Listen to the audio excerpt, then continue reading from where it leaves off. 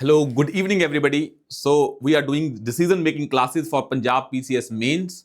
हमारे इससे पहले 4 लेक्चर हो चुके हैं एंड इन दोज 4 लेक्चर्स हमने जो डिस्कस किया था वो हमारे जो की आइडियाज हैं कि डिसीजन मेकिंग के जो आंसर्स हैं उसको कैसे स्पेसिफिक बनाया जाए. We discuss about 3 important pillars और वो पिलर्स थे कि आपका जो आंसर है जो आप जीएस की तरह नहीं लिखना है, क्योंकि जो भी आप अपना ज्ञान इकट्ठा करेंगे इन जीएस 1, 2, 3, 4, चाहे वो हिस्ट्री, चाहे पॉलिटी, चाहे वो कॉन्स्टिट्यूशन, चाहे वो लॉ, चाहे वो साइंस, चाहे वो इन्वायरमेंट, चाहे वो सोसाइटी, चाहे वो इंटरनल सिक्योरिटी या इंटरनेशनल रिलेशंस, किसी से भी लिंक हो सकता है वो ज्ञान आपका. पर उस ज्ञान को, नॉलेज को you have to give a structure and that is based on these 3 pillars.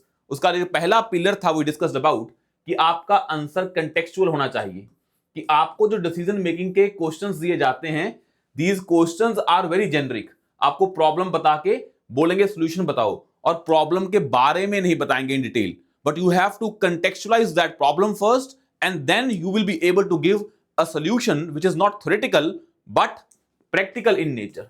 तो आपको कंटेक्चुअल उसे करना है सिचुएशन को, और सॉल्यूशन प्रैक्टिकल देना है, और उसके बाद you have to make your solution little philosophical in nature.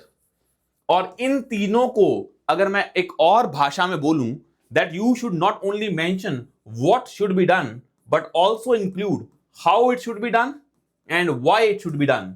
This understanding of how and why will make your answer specific and also personalized in the sense that उन्हें पता होगा एग्जामिनर को कि आप जो ये कर रहे हैं ये क्यों कर रहे हैं और कैसे कर रहे हैं. और ये दोनों चीजें ही, कि कैसे करना है और क्यों करना है, ये सभी के आंसर्स को अलग अलग बनाएगी, क्योंकि व्हाट वाला एंगल तो सभी में सेम होगा. और जब हम प्रैक्टिकल बनाते हैं तो आपको ये इंश्योर करना है कि मान लो आपको बोला कि आप डीएसपी हैं, एसडीएम हैं, या आप आईएएस हैं, जो भी आप डीएम हैं, एसएसपी हैं, जो भी पोजीशन ऑफ अथॉरिटी पे आप हैं, आपको ये ट्राई करना है कि उस पोजीशन ऑफ अथॉरिटी में जाके आपको प्रैक्टिकल सॉल्यूशन देना है, ना कि आइडियलिस्ट और थ्योरेटिकल. आप सिर्फ लॉ के हिसाब से नहीं जाएंगे, आपको लॉ में दायरे में रहते हुए अदर डायमेंशंस को भी एक्सप्लोर करना है. बिकॉज अगर हम अकेले लॉ की बात करें या कॉन्स्टिट्यूशन की बात करें, वो तो फिर कोई भी ऑफिसर इंप्लीमेंट कर सकता है, फिर आप में क्या फर्क हुआ. तो you will try to understand कि लॉ के पहले भी बहुत सारी चीजें होती हैं that you try to solve within the ambit of law, but हमेशा लॉ को फॉलो नहीं करना. मतलब लॉ का पाथ जो है वो फॉलो ना हो, ये भी पॉसिबल है. कि ये नहीं है कि आप लॉ में जाएंगे हमेशा, कोई प्रॉब्लम आई, सॉल्यूशन क्या है, लॉ में लिखा है, लॉ को इंप्लीमेंट करूंगा, बंदे को पनिशमेंट दूंगा. उससे सॉल्यूशन सब्सटेंटिव नहीं आता है, और तभी हमें बाकी चीजें भी ध्यान में रखनी होती हैं. बिकॉज सोसाइटी इज कंप्लेक्स, तो अकेला लॉ नहीं, how you persuade people, how you influence people, that is very important. तो हमेशा लॉ नहीं काम में आता है. आपके ऑफिस में धरना लगा हुआ है, आपके पास पावर है कि यू कैन इंपोज सेक्शन 144 जो पहले हुआ करता था, जो आज की नया सेक्शन है बीएनएसएस में, आप वो भी इंप्लीमेंट कर सकते हैं, आप फोर्स का भी यूज कर सकते हैं, but that things should be use as a last resort. पर उससे पहले आपको लोगों को परसुएड और इन्फ्लुएंस भी करना पड़ेगा. तो लॉ को फॉलो करना है, बिल्कुल करना है, संविधान को फॉलो करना है, बिल्कुल करना है, बट समटाइम्स इनको फॉलो करने से पहले भी कुछ और तरीकों से भी सॉल्यूशन निकल सकता है, that you have to keep in mind. और यही आपकी डिसीजन मेकिंग को बनाएगा प्रैक्टिकल. ऐसा ना हो कि आप जो भी प्रॉब्लम आए क्या बोलें कि डोमेस्टिक वायलेंस का इशू है, डोमेस्टिक वायलेंस एक्ट इंप्लीमेंट करें, काम खत्म. चाइल्ड लेबर का इशू है, चाइल्ड लेबर जो चाइल्ड प्रोहिबिशन लॉ है, चाइल्ड लेबर प्रोहिबिशन लॉ है, उसको इंप्लीमेंट करें, काम खत्म. अगर कास्ट सिस्टम के अगेंस्ट डिस्क्रिमिनेशन हो रही है, कास्ट के अगेंस्ट वो जो लॉ है उसको इंप्लीमेंट करें, काम खत्म. ये तो चीजें हैं, ये तो लॉ तो पहले भी एग्जिस्ट कर रहे हैं, पर प्रॉब्लम्स अभी खत्म नहीं हुई हैं. बिकॉज सोसाइटी का माइंडसेट, सोसाइटी का वैल्यू सिस्टम भी चेंज करना है. तो लॉ को ध्यान में रखते हुए you have to do other things also. जो हमने कल पढ़ा था वो इन्हीं चीजों के लिए हेल्पफुल है, कि जो फिलॉसफीज हैं ये आपको बताती हैं कि मैं ऐसा क्यों कर रहा हूं. फॉर एग्जाम्पल, एक फिलॉसफी है, आइडिया है अरिस्टोटल का, वो बोलता है और ये सेम आइडिया भी किसका है? गौतम बुद्ध का भी है। बुद्धा ने भी ये कहा था कि there should be not having a one should not having a extreme path, हमेशा मिडिल पाथ और मध्यम मार्ग को फॉलो किया जाए। That is the best approach. मध्यम मार्ग या मिडिल पाथ, मतलब लाइफ में अगर एक जो वे है वो है एक्सट्रीम पॉजिटिव और एक तरीका है एक्सट्रीम नेगेटिव। तो ना तो एक्सट्रीम पॉजिटिव ना extreme negative, you have to be in between, and that should be the purpose of life, that is middle path. क्योंकि फिर जब एक्सट्रीम्स आते हैं वो it is all about desires and suffering, and then come all the problem in life. तो it's better to have a middle path. तो अगर आपको पॉलिसी बनानी है तो you will not always try to make a perfect policy, you will always try to make a best practicable policy. तो एक scholar थे या थिंकर थे या फिलोसफर थे प्लेटो, उनका मानना था कि जो लाइफ में one should make a ideal decisions, और आइडियल डिसीजन के चलते चलते उन्होंने एक आइडिया दिया था कि हम जो आइडियल स्टेट बनाएंगे, और उस आइडियल स्टेट में एक आइडिया था फिलोसफर किंग का। तो आइडियल डिसीजन लिए जाएंगे और क्या बनाई जाएगी? Ideal state. ये प्लेटो मानते थे, और उनका एक आइडिया था कि एक फिलोसफर किंग होना चाहिए जो स्टेट को रूल करना चाहिए, क्योंकि फिलोसफर किंग क्या होगा? एक नॉलेजेबल पर्सन होगा जो पावर के पीछे नहीं भागेगा।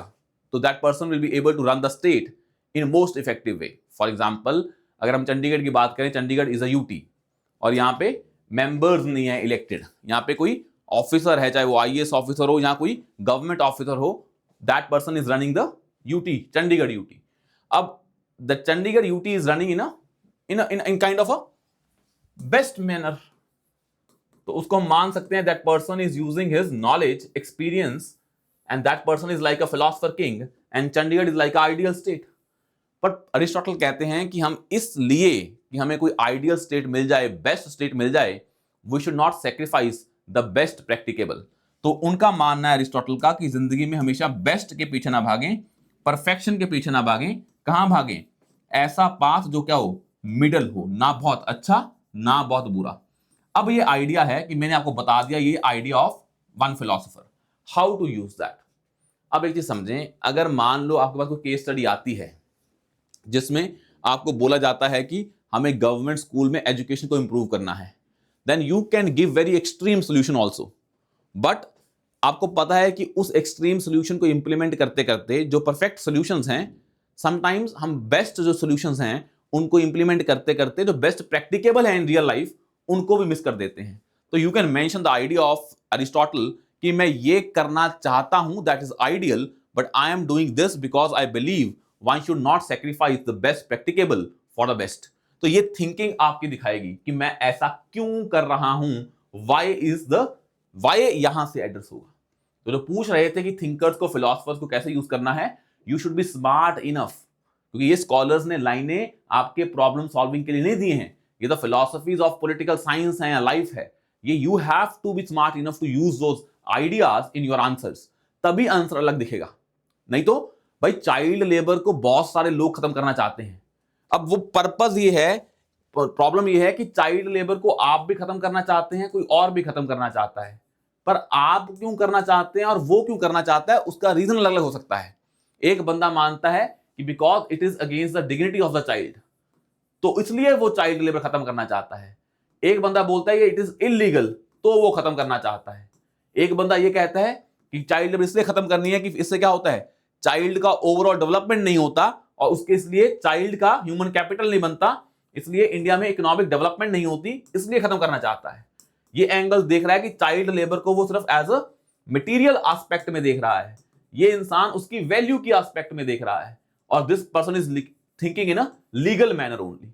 तो आपको एग्जामिनर को दिखाना पड़ेगा कि भाई मैं क्यों चाइल्ड लेबर खत्म करना चाहता हूं, तभी तो उसको आपकी पर्सनैलिटी के बारे में पता लगेगा। आया समझ में यहां पे? अब ऐसे ही एक आइडियाज आते हैं बड़े इंपॉर्टेंट, वो टर्म्स बड़ी यूज होती हैं। एक होती है values of a civil servant या फिर पब्लिक सर्वेंट। उनमें से दो वैल्यूज बड़ी इंपॉर्टेंट हैं, एक है इंपार्शियलिटी की और एक है नॉन पार्टिजनशिप की। इनको समझ लें, इन दो वैल्यूज को, क्योंकि कई बार केस स्टडी में आपको ये इंश्योर करना होता है कि मैं इन दोनों वैल्यू को एडहेयर करूं। और एक चीज समझ लें, सिविल सर्वेंट को सिर्फ को वैल्यूज को एडहेयर नहीं करना है, पर ये दिखाना भी है कि वो वैल्यूज को एडहेयर कर रहा है। Because justice should not only be done but it seems to be done, मतलब वो लगना भी चाहिए कि वो जस्टिस हुआ है। अब ये दोनों वैल्यू क्या है, इम्पार्शियलिटी और नॉन पार्टिजनशिप। भाई इम्पार्शियलिटी की वैल्यू ये कहती है that you should not be discriminating people on the basis of religion, race, caste, gender etcetera. मतलब you will not be discriminating any individual on the basis of identity, class, caste, जो भी आपको discrimination लोगों में नहीं करना है। Because you are a civil servant and every person is equal in front of you. तो आपको जो भी डिसीजन लेने हैं, मान लो आप एक कास्ट के हैं, आप एक रीजन के हैं, you should not be promoting the interest of only those people, but you should treat everybody equally, and that is called as the principle of impartiality. That principle of impartiality is very important value for a civil servant, because civil servant is for of the state, for the people, not for a certain section of the society. और वैसे एक principle आता है non partisanship, because civil services democracy में we call them as permanent executive. जो भी public servant होता है it is like a permanent executive. और एक जो एग्जीक्यूटिव होता है जो इलेक्ट होता है उसे बोल देते हैं पॉलिटिकल एग्जीक्यूटिव। अब क्योंकि सिविल सर्वेंट परमानेंट एग्जीक्यूटिव है, इस परमानेंट एग्जीक्यूटिव का मतलब है कि ये सिविल सर्वेंट हमेशा रहेगा। पॉलिटिशियंस चेंज होते रहेंगे, पार्टियां बदलती रहेंगी, बट सिविल सर्वेंट हमेशा रहेगा वही। तो एक सिविल सर्वेंट को काम करना होता है that he should not be adhering to any political ideology. अगर आप आज डीएसपी हैं, एसडीएम हैं, आईएएस हैं, एसएसपी हैं, जो भी हैं, आप वहीं पे रहेंगे अपनी पोजीशन पे, पर पार्टीज चेंज होती रहेंगी, मिनिस्टर्स बदलते रहेंगे, एमपी बदलते रहेंगे, एमएलए बदलते रहेंगे, क्योंकि ये पोजीशंस चेंज हो रही हैं। But you should be remain non partisanship. आप किसी पॉलिटिकल पार्टी की आइडियोलॉजी को एडहेयर नहीं करोगे। You will be working on the principles of objectivity. आपको जो भी एडवाइस देनी है आप वो ऑब्जेक्टिविटी के बेसिस पे दोगे। आप ये देख के नहीं दोगे कि कौन सी पार्टी पावर में है। भाई आप किसी आइडियोलॉजी को पर्सनली मान सकते हो, because every person is political in nature, as said by Aristotle. If every man is a political animal, you must have your political ideologies, but you will keep those ideologies in your personal sphere, not professional sphere.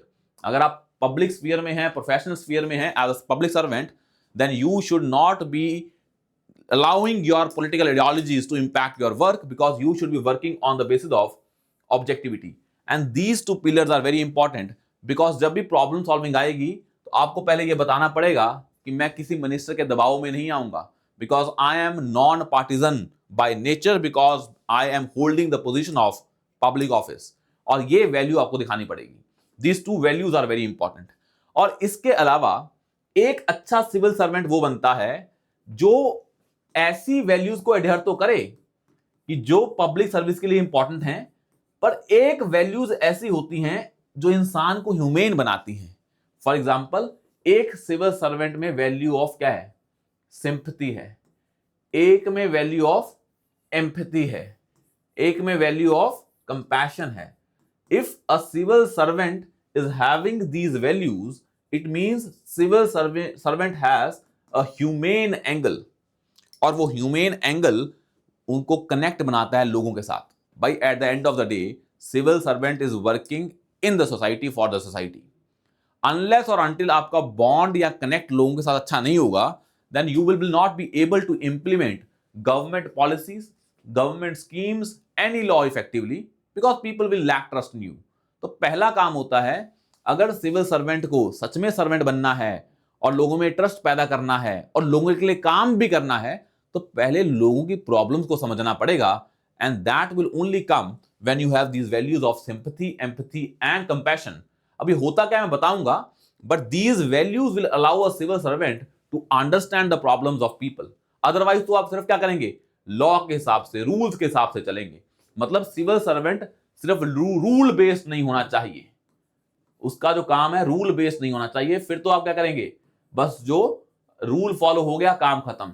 वो अपने role based होना चाहिए, और role based का मतलब है कि जो भी उसकी पोजीशन है, उसका जो रोल है, उसको इंप्लीमेंट करना उसका गोल है, और उसको इंप्लीमेंट करने के लिए A civil servant needs these values, sympathy, empathy and compassion.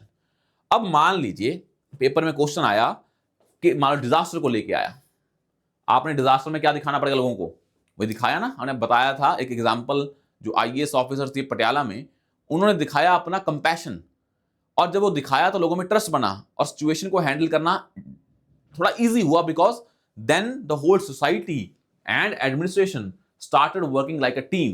And when something is starting like a, when some organization and people work like a team, then the efficiency also improves, motivation also improves and effectiveness also improves. But ये value होती क्या क्या है, sympathy, empathy and compassion. भाई sympathy का मतलब है आपने किसी की पेन, किसी को इंसान पेन में है, आपको समझ में आया कि वो इंसान पेन में है, तो आपको दया आई उस इंसान पे, that is called as sympathy. अब सिंपैथी हमें आ जाती है बहुत लोगों से, because we can understand the just the pain of that person. अब पेन को आपने एक्चुअली में रियलाइज किया या नहीं किया, अगर किया तो वो क्या बन जाएगी, एम्पैथी. कोई इंसान भूखा है, आपने देखा वो भूखा है, आपको थोड़ा तरस आया, तो सिंपैथी, आपने सिंपैथी शो की कि भाई तू भूखा है, कोई बातें की.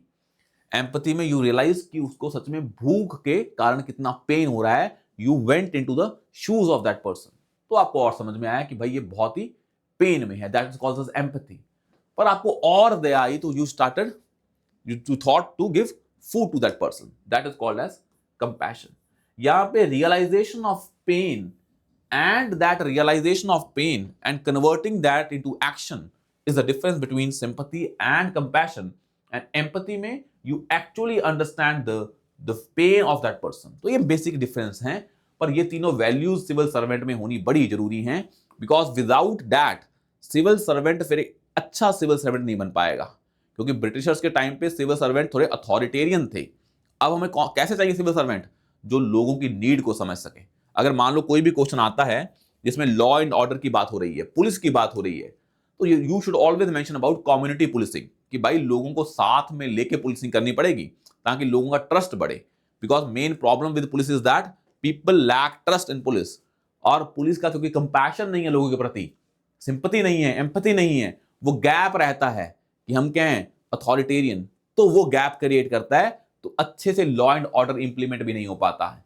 और तभी हम देखते हैं एक कम्युनिटी पुलिसिंग का आइडिया है. तो जो सारे आइडिया है ना, मैं आपको बता रहा हूं, कम्युनिटी पुलिसिंग, आप ये लिखते रहें, मैं आपको एक पीडीएफ दूंगा लास्ट में जिसमें सारे आइडियाज, एग्जांपल्स आपको हैं. मेरा जो मकसद था इन 5 लेक्चर्स में, वो सिंपल ये था कि आपको ये समझा दूं कि डिसीजन मेकिंग के अंतर को सही कैसे करना है. उसका मैं ब्रॉड ढांचा बता के थोड़ियां एग्जांपल्स देके आपको आइडिया दे दूं कि ये ऐसे ऐसे करना है. अब मैं आपको एक पीडीएफ दे दूंगा जिसमें सारी एग्जांपल्स, सारे थिंकर्स, उनके कीवर्ड्स, वो 15 या 20 पेज होंगे. And from these 15 to 20 pages you will extract the content that you will use in 3 questions of decision making.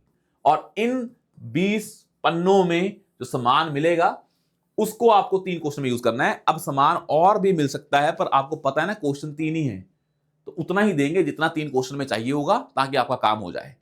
पर ये 5 लेक्चर आप देखना, फर्स्ट से लेके 5 तक, आपको आइडिया हो जाएगा कि मेरे को डिसीजन मेकिंग के आंसर लिखने कैसे हैं. तो एक आइडिया क्या है, कम्युनिटी पुलिसिंग का मतलब involvement of people in policing, और इससे आती है trust building thing, involvement of people in policing. और आप देखेंगे बॉर्डर एरियाज हैं, और बॉर्डर एरियाज में अगर लॉ एंड ऑर्डर की प्रॉब्लम है, फॉर एग्जाम्पल केस स्टडी आती है कि you are a DSP of a border district in Punjab, और उस डिस्ट्रिक्ट में, सब डिस्ट्रिक्ट में ड्रग की प्रॉब्लम है, and that is the border district. तो आपको बताएंगे, बताओ कैसे सॉल्व करोगे. तो आप बताएंगे क्योंकि ड्रग का जो प्रॉब्लम है ये क्रॉस बॉर्डर है, तो फर्स्ट आई विल इंश्योर कि लोग इसमें इन्वॉल्व हो. बिकॉज इंटेलिजेंस एक टेक्निकल इंटेलिजेंस होती है, टेक्नोलॉजिकल इंटेलिजेंस होती है, एक होती है human intelligence. And human intelligence can best be gathered if people are with the police. Then I will start community policing, because I believe I will, if I show compassion to public, public is with me. And how to show compassion? As a police organization, you can start, implementing certain initiatives like police is teaching students in the border areas. उन्होंने अपना एक wing बना लिया, शाम को पढ़ा रहे हैं, ताकि लोगों में ट्रस्ट बने कि police is not for law and order, it is for the people. And that programs are already been implemented by the government of India. एक स्कीम है बॉर्डर एरिया डेवलपमेंट स्कीम, और उसी comprehensive integrated border management system में भी technical जो aspect है और साथ में लोगों को इन्वॉल्व करने वाला एस्पेक्ट है, उसमें आता है village vibrant village program, VVP। और वाइब्रेंट विलेज प्रोग्राम में हम विलेजेस को डेवलप कर रहे हैं ताकि जो बॉर्डर एरिया के लोग हैं उनका ट्रस्ट बढ़े गवर्नमेंट ऑफ इंडिया में।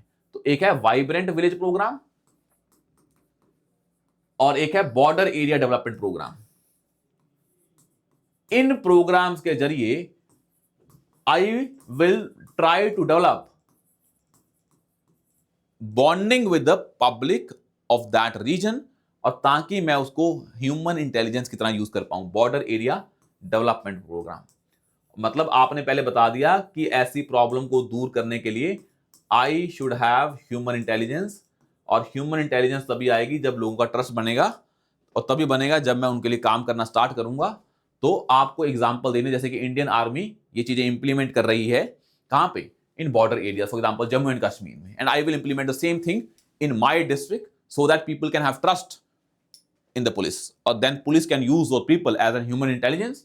और फिर ड्रग की प्रॉब्लम को टैकल करना इजी होगा कि कौन भेज रहा है, कहां से आता है, because most of the times जो बॉर्डर एरियाज के लोग होते हैं that they collude with the organized crime syndicates, और ये प्रॉब्लम को टैकल करना और डिफिकल्ट हो जाता है। आया समझ में यहां तक? और जो ये आइडियाज है हमारे, ये चीजें हैं, इनमें से एक आइडिया और बड़ा इंपॉर्टेंट है। जैसे फॉर एग्जांपल आपको एग्जांपल लिखनी है, फॉर एग्जांपल आपको कोई एग्जांपल लिखनी है, किसको लेके, कंपैशन को लेके, सिंपैथी और एम्पैथी को लेके। अब इन एग्जांपल्स को आपने पहले भी पढ़ा होगा, जैसे कि आपको ये एग्जांपल्स अब न्यूज़पेपर से इकट्ठी नहीं करनी है, आपको यहां तो नेट पे सर्च करें या मैं आपको PDF दूंगा, वहां मिल जाएंगे आपको उन एग्जांपल को स्मार्टली यूज करना है। अब पहली जो डाउट ये आता है बच्चों का कि हमें क्वेश्चन जो आते हैं वो आते हैं कि आप SDM हो, कुछ भी हो, मतलब गवर्नमेंट ऑफिसर हो, गवर्नमेंट पोजीशन पे हो, अगर ऐसा क्वेश्चन आता है कि should I only mention about the examples of government servants, या उसके बिना भी चलेंगी? तो सर कोई भी चलेंगी। आप अगर IAS ऑफिसर की मेंशन कर पाओगे तो अच्छी बात है। अगर मान लो आप किसी और पर्सनैलिटी की वैल्यू शो कर दो, पर आप शो क्या करना चाहते हो कि आई am inspired by that personality, चाहे वो गवर्नमेंट ऑफिसर हो, चाहे वो मान लो महात्मा गांधी हो, चाहे BR अम्बेडकर हो, चाहे जो भी लीडर हो, आप उनसे इंस्पायर्ड हो तो आप उनके आइडियाज भी लिख सकते हो। बट ट्राई करना कि महात्मा गांधी के आइडियाज को ज्यादा ना लिखें, एक बार ही लिखें, क्योंकि most of the students are going to use those जो कॉमन थिंकर्स हैं, कॉमन फिलोसफर्स हैं, कॉमन लीडर्स हैं। आप उनको थोड़ा हट के एक नए एग्जाम्पल्स भी लिख पाए ताकि आंसर क्या हो जाए, थोड़ा अलग बन जाए बाकियों से। अब जैसे आप इस अथॉरिटी पे बैठे हैं, आपको क्या शो करना है, आपको कंपैशन शो करना है, तो उस कंपैशन को या टॉलरेंस को शो करना है। तो let's take an example of tolerance, कि ऐसा कौन कौन सा एग्जांपल आपको पता है जिसमें किसी लोग ने, किसी गवर्नमेंट ने टॉलरेंस के लिए काम किया हो।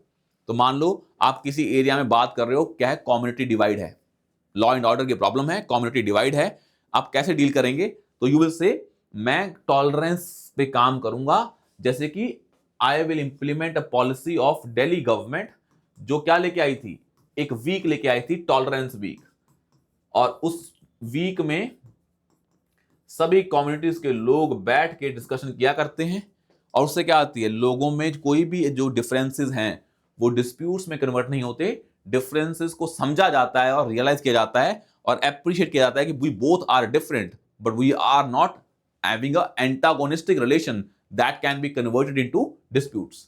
तो ये है दिल्ली गवर्नमेंट का tolerance week, to promote tolerance among different communities and religious communities of the state of the UT, and the week-long event includes seminars, workshops, and cultural performances so that people can appreciate each other's cultures, ideas, and views.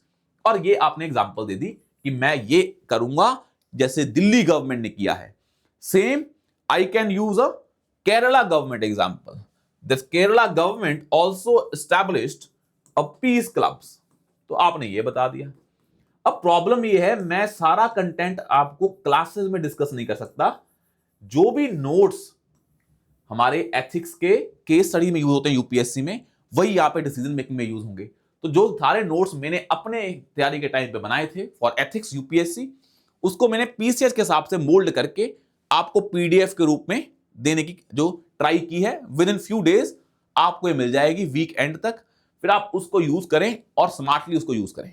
अब ये doubt आपको दोबारा नहीं आना चाहिए कि मैं इन ideas को एग्जाम में कैसे यूज करूंगा। ये आपको मैंने आइडिया दे दिया है 5-6 एग्जांपल लेके, अब इसको आपको एक्स्ट्रापोलेट करना पड़ेगा। अब एक और एग्जांपल लिखे इसमें, जैसे कि केरला गवर्नमेंट के पीस क्लब्स है that aims to promote tolerance and understanding among the students. इसमें भी सेम होता है कि तुम क्या करोगे, मीडिएशन करोगे, training on conflict and mediation. कि चीजें, प्रॉब्लम ये है कि कई बार डिफरेंसेस डिस्प्यूट्स में कन्वर्ट हो जाते हैं और डिस्प्यूट्स कन्फ्लिक्ट में कन्वर्ट हो जाते हैं। तो इसमें अगर लोगों में बातचीत की जाए, और वही तरीका जरिया है, चाहे वो केरला गवर्नमेंट का पीस क्लब का, दिल्ली गवर्नमेंट का जो हमारे टॉलरेंस वीक्स हैं उन चीजों का। अब एक चीज ये देखें, एक एग्जाम्पल है और एक अफसर की जिनका नाम है, उनका नाम भी लिख लें, राजीव महर्षि। तो उनका एक नाम लिखें, राजीव महर्षि। अब जब एक बार पता होगा आपको, हरियाणा में जाट जो आंदोलन हो रहा था for a purpose of Jat agitation in Haryana in 2016, he arranged a talks between all sides. मतलब इन्होंने क्या काम किया, उस टाइम जो जाट एजिटेशन हो रहा था, और आपको पता है कि it is all about related to some kind of reservation policy. तो ही इंश्योर्ड कि इस जो भी ये डिवर्जेंट व्यू पॉइंट्स हैं सोसाइटी में, इन्होंने मीटिंग अरेंज करवाई कन्विंस करके लोगों को, और कन्फ्लिक्ट को रिजॉल्व करवाया by ensuring debates and discussions among different sections of the society in Haryana. मतलब आप एग्जांपल लिख सकते हो कि मैं इनसे इंस्पायर हूं, जैसे इन्होंने किया तो I will try to do the same thing.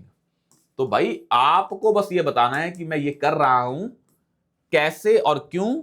May be you inspire from somebody, maybe you have some real life example, you can mention all those things. तो ऐसी बहुत सारी एग्जांपल्स हैं आपके पास। अब ऐसे ही एक आइडिया आता है, जो हम अगर किसी और फिलोसोफर को पढ़ें तो आपको पता होगा, एक टर्म होती है एटीट्यूड। अब एटीट्यूड, आपको एक चीज पता है कि अगर कोई इंसान पॉजिटिव एटीट्यूड का है और एक इंसान नेगेटिव एटीट्यूड का है, इसका मतलब क्या होता है, that positive attitude person is little more motivated, passionate and confident about doing anything. और जो नेगेटिव एटीट्यूड वाला है, उसका होप थोड़ा चला जाता है, and that person thinks in negative sense कि कुछ हो नहीं पाएगा। कोई प्रॉब्लम आई, आपको लगा ये तो हो नहीं पाएगी, आपका नेगेटिव एटीट्यूड है, आपने पूरी एनर्जी अपनी खत्म की और टीम की खत्म कर दी। तो positive person, positive attitude person inspires the team also, and it is very important personality और a trait of a leader कि वो खुद भी क्या रहे, पॉजिटिव एटीट्यूड से रहे, so that it can inspire people और लोग काम कर पाए। बट जो एटीट्यूड है, इसके 3 कंपोनेंट होते हैं। एक कंपोनेंट होता है इफेक्टिव कंपोनेंट, एक होता है बिहेवियरल कंपोनेंट, और एक कंपोनेंट क्या है, कॉग्निटिव कंपोनेंट। ये 3 कंपोनेंट होते हैं। तो एटीट्यूड के मॉडल को हम एबीसी मॉडल के टाइप पे पढ़ते हैं। अब आपको ये दिखाना है कि अगर मैं कोई केस स्टडी आई तो मैं ये इंश्योर करूंगा कि लोगों के एटीट्यूड को बदला जाए। अब एटीट्यूड कैसे बदला जाता है, एक एटीट्यूड होता है अफेक्टिव लेवल पे, मतलब फीलिंग के लेवल पे। भाई आपको कोई कार अच्छी लगती है, लेट्स सपोज, उस कार को लेके आपका एटीट्यूड क्या है, पॉजिटिव है, बिकॉज उस कार को देख के आपको फीलिंग अच्छी आती है। मतलब इमोशंस आपके क्या हैं, डिसाइड कर रहे हैं किसको, अपने आपके एटीट्यूड को। तो sometimes your attitude towards something is based on emotions और feeling, and that is the effective component of attitude. एक होता है बी बिहेवियरल, आपने वो गाड़ी चला के देखी तो आपको अच्छी लगी, तो आपने उसका, it is because of the behaviour मतलब उसका प्रैक्टिकल आपने इंप्लीमेंटेशन किया, एंड देन यू रियलाइज कि वो कार अच्छी है, तो आपको वो कार अच्छी लगती है। एक है आपकी फीलिंग, इमोशन उसके लिए अच्छे हैं, एक आपने चलाई है तो अच्छी है, एक आपने उस कार पे दिमाग लगाया है कि उसकी माइलेज अच्छी है, आपने देखा कि इतनी एवरेज देती है, इतना पोल्यूशन कम करती है, इतने सीटर है, तो आपने दिमाग लगाया। तो दिमाग लगा के क्या आया? कॉग्निटिव मतलब ब्रेन लगाया, माइंड। उसके बाद क्या बना? Positive attitude. तो एटीट्यूड बनने के बहुत सारे तरीके होते हैं। एक होता है फीलिंग के लेवल का, इमोशन के लेवल का, एक होता है बिहेवियर के लेवल का, एक होता है कॉग्निटिव लेवल का। तो कॉग्निटिव लेवल में यू अप्लाई माइंड, और माइंड में यू डू कैलकुलेशंस और डू ऑब्जेक्टिव एनालिसिस। अफेक्टिव में you have only emotions, and behaviour में you have some kind of a practical experience of that, और वो बन जाता है एटीट्यूड। और जब आपको किसी इंसान का एटीट्यूड बदलना है, because as a civil servant आपको जो प्रॉब्लम दी जाती है वो इतनी ईजी नहीं होती सॉल्व करनी। तभी हमने आपको बताया कि जो भी आपको प्रॉब्लम दी जाएगी वो इतनी ईजी नहीं है सॉल्व करनी। अगर वो इतनी ईजी नहीं है सॉल्व करनी प्रॉब्लम, तो पहले आपको यह समझना होगा कि प्रॉब्लम में इश्यूज क्या क्या आएंगे उस प्रॉब्लम को सॉल्व करने में। तो सोल्यूशन में इश्यूज क्या आएंगे और उस इश्यूज को दूर कैसे करूंगा। कई बार आपको लोगों का एटीट्यूड भी बदलना पड़ेगा। मान लो किसी एरिया में आपको प्रॉब्लम है कि कास्ट सिस्टम को लेके बड़े डिस्प्यूट्स हैं, और आपका मानना है, you believe in the idea of B R. Ambedkar की इंटर मैरिज और inter dining are the two important aspects जिसके कारण कास्ट सिस्टम को खत्म किया जा सकता है। देन यू रियलाइज कि मैं ये करूंगा, but for that you have to change the attitude of the people. अगर वो चेंज होगा तभी ये पॉसिबल हो पाएगा। तो आपको एटीट्यूड चेंज करना है। तो एटीट्यूड को चेंज करने के लिए समझें एक चीज कि कैसे चेंज करेंगे। You can change at the level of feelings, at the level of experience, at the level of cognitive. आपने उनको तर्क दिए कि कोई भी कास्ट सिस्टम क्या है, ऐसा नहीं है जो आप बोला जाता है कि वो भगवान के सिर से कोई पैर से आया, दिस इज इलॉजिकल। आपने एक्सप्लेन किया और आपने कॉग्निटिव लेवल पे एक्सप्लेन किया, लोगों का एटीट्यूड क्या हो गया? चेंज हो गया। पर एक होता है आपने उनको प्रैक्टिकल एक्सपीरियंस दिया। कैसे? आपने खाना बच्चों को खिलाया स्कूल्स में, मिड डे मील में। जो प्रैक्टिकल एक्सपीरियंस हुआ कि कास्ट सिस्टम क्या है, सिर्फ मिथ है, माइंड में है या आइडिया, रियलिटी में कोई भी डिफरेंस नहीं है। आपने बिहेवियर किया। एक आपने उनमें इमोशन जगाए कि गॉड सभी क्या है? गॉड के बंदे हैं। वो क्या है? आपका इफेक्टिव कंपोनेंट। तो you have to mention the answer in the answer those nitty gritties जो आपके आंसर को क्या दिखाएंगी कि ये बंदा फिलोसोफर है। मतलब ये जो भी करता है सोच समझ के तर्क के आधार पे करता है। बस ये नहीं बोलता ऐसे करो, बोलता है ऐसे कैसे करो और क्यों करो, इसको ये भी पता है, और यही आंसर में दिखाना है आपको। अब एक चीज और समझ लें, जब भी आप लिख रहे होंगे क्वेश्चंस, आपको बहुत बार लोगों को परसुएड करना पड़ेगा। परसुएशन इज वेरी इंपॉर्टेंट, और परसुएशन होती है बहुत तरीकों से, और एक आपको लोगों को सोशल इन्फ्लुएंस भी करना पड़ेगा, because then only you will be able to become a good leader. क्योंकि अगर आपके जरिए लोग इन्फ्लुएंस नहीं हो पा रहे हैं, परसुएड नहीं हो पा रहे हैं, it means you can not dictate your ideas to people in a way कि पीपल वो आइडिया एक्सेप्ट करने स्टार्ट कर दें। तो ये आपको हमेशा करना पड़ेगा। प्रॉब्लम सॉल्विंग में ऐसी प्रॉब्लम होती है कि लोग उसको सोल्यूशन नहीं चाहते होते, पर एज अ सिविल सर्वेंट आपको वो सोल्यूशन उनको देना है, तो पहले उनको परसुएड भी करना पड़ेगा। और परसुएशन और इन्फ्लुएंस करने के लिए you can use different ways. आप फियर का यूज भी करवा सकते हैं, आप अट्रैक्ट भी करवा सकते हैं। जैसे कि मान लो बेटी बचाओ बेटी पढ़ाओ है, तो आपको उनको परसुएड करना है कि आप फीमेल चाइल्ड को मत मारें। तो आपने क्या किया? उनको इंसेंटिव दिए। सेल्फी विद डॉटर क्या है? ये एटीट्यूड चेंज करवाना है। कैसे? फीलिंग से, इमोशन से। यहां आपने उनको दे दिया कि आप बैंक में पैसे जमा करवाएं, आपको ज्यादा इंटरेस्ट मिलेगा, गवर्नमेंट देगी। तो आप क्या कर रहे हो? उसको अट्रैक्ट कर रहे हो टू चेंज देयर एटीट्यूड। तो बहुत सारे तरीके होते हैं, government schemes based on those ideas of influence and persuasion, और ये आप भी मिस नहीं कर सकते अपने आंसर्स में। और इन चीजों को आप मेंशन जब करोगे आंसर्स में, तो आपको अलग अलग एग्जांपल देनी है। अब मैं आपको जो एग्जांपल दूंगा, एक तो दूंगा मैं लीडर्स की एग्जांपल, और एक एग्जांपल आपको मिलेगी जो ऑफिसर्स की एग्जांपल्स हैं। आपको इन दोनों को यूज करना है। एक आपकी एग्जांपल प्राइवेट स्फीयर में भी हैं जो लोगों ने अच्छे काम किए हैं।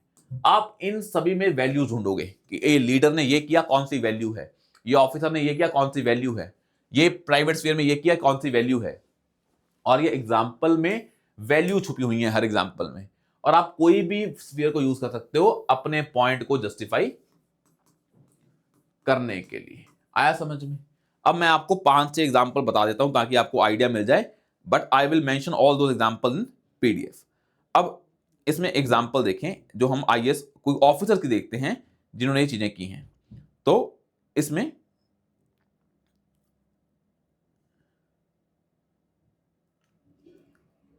I hope my voice is clear and everything is audible. Just give me a second.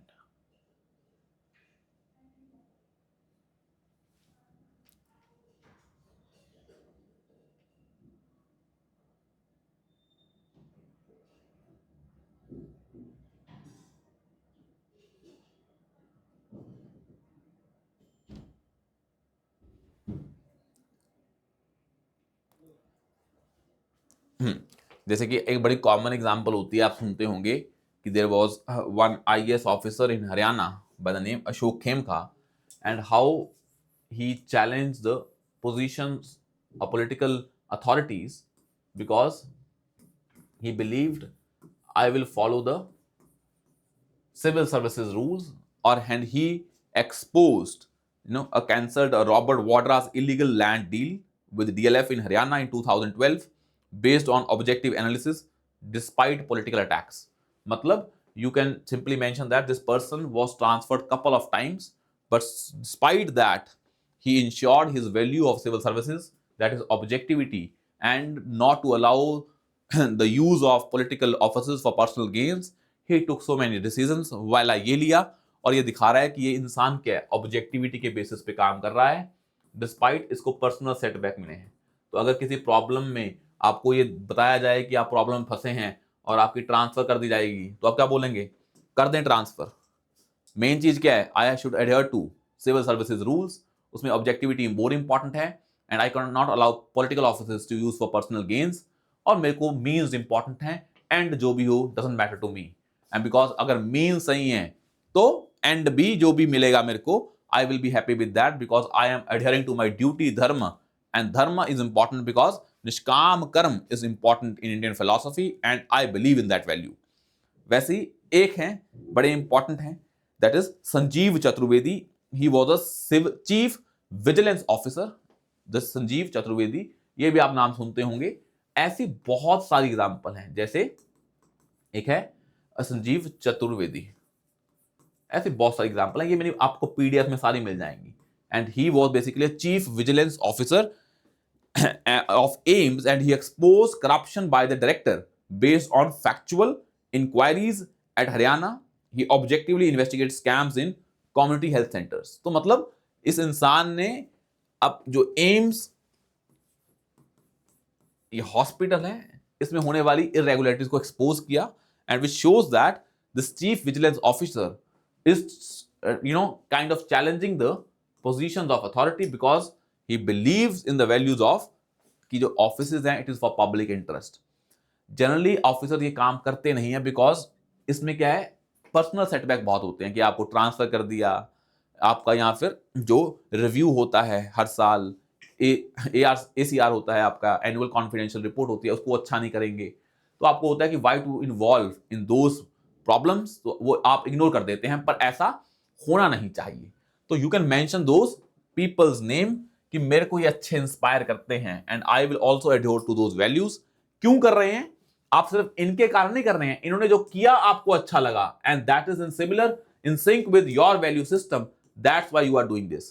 तो ऐसी बहुत सारी एग्जांपल्स आपकी मिल जाएंगी आपको, और ये आपको पीडीएफ में मिल जाएंगी, and just refer that PDF ताकि आपको सारे आइडियाज मिलते रहे। जैसे एक आपने नाम सुना होगा, जैसे आपने नाम सुना है कि एक प्राइवेट स्फीयर में है, दैट इज कैलाश सत्यार्थी। उन्होंने चाइल्ड लेबर के लिए बड़ा काम किया है कि चाइल्ड लेबर को कैसे रोकें, चाइल्ड राइट्स को कैसे प्रमोट करें, उन्होंने बड़ा काम किया है। उनकी एनजीओ भी है Kailash Satyarthi. You can mention that idea, how dedicated that person is, and I am inspired from that person, and that's why I am also trying to ensure कि चाइल्ड लेबर मेरे एरिया में ना हो। आप उन्होंने कैसे किया है, you can implement his ideas कि मैं उसको अपने एज एन ऑफिसर इंप्लीमेंट करना चाहूंगा, तो you can use those things. और यही तरीका है डिसीजन मेकिंग में नंबर अच्छे लेने का, और कोई जरिया नहीं है। इन 5 लेक्चर्स में I have give you a sense of understanding कि भाई कैसे करना है। अब एग्जैक्ट जो कंटेंट और पीडीएफ में मिल जाएगा, बट इसके पीछे भागना नहीं है। ये नहीं है कि 15-20 पन्नों के अलावा 50 पढ़ना स्टार्ट कर दे। 3 क्वेश्चन है, that is more than sufficient, but use that smartly. जब पढ़ रहे हो बस ये सोच रहे हैं कि इसको मैं कहां कहां यूज करूंगा। जो पिछली केस स्टडीज हैं, जो लेक्चर 1 में हमने आपको दिखाई थी, उनको इंप्लीमेंट वहां पे इंप्लीमेंट करके देखें। सारे आइडिया को वहां पे इंप्लीमेंट करें। अगर वहां पे इंप्लीमेंट हो गए आपसे, आपका काम खत्म। बस उन आइडियाज को एक पन्ने पे लिख ले, पेपर पे जाने से पहले पढ़ लें और इंटेंशनली यूज कर लें। ठीक है, तो इतना ही बहुत है डिसीजन मेकिंग के लिए, और कुछ करने की जरूरत नहीं है। कोई भी नोट्स रेफर नहीं करने हैं, जो ज्ञान आपका इकट्ठा हुआ है उसको यूज करना है। बट ट्राई करना केस स्टडी में, प्रॉब्लम सॉल्विंग में, डिसीजन मेकिंग में जब भी आंसर दें थोड़े स्पेसिफिक होकर दें। लॉ को भी मेंशन करें, कॉन्स्टिट्यूशन का आर्टिकल भी मेंशन करें, एसडीजी भी मेंशन करें, एनजीओ का नाम भी मेंशन करें, पर्सनैलिटी का नाम भी मेंशन करें, फिलोसफर का नाम भी मेंशन करें, उनके कीवर्ड्स भी, आइडियाज भी मेंशन करें, और चीजों को प्रैक्टिकल और कंटेक्चुअल लेके समझें। तभी आंसर क्या हो जाएगा, आपका कॉम्प्रिहेंसिव बन जाएगा। ठीक है, thank you so much and best of luck for your PCS mains exam. See you soon on we will start with some other initiatives for PCS mains, so we'll see you soon in those initiatives. Thank you so much.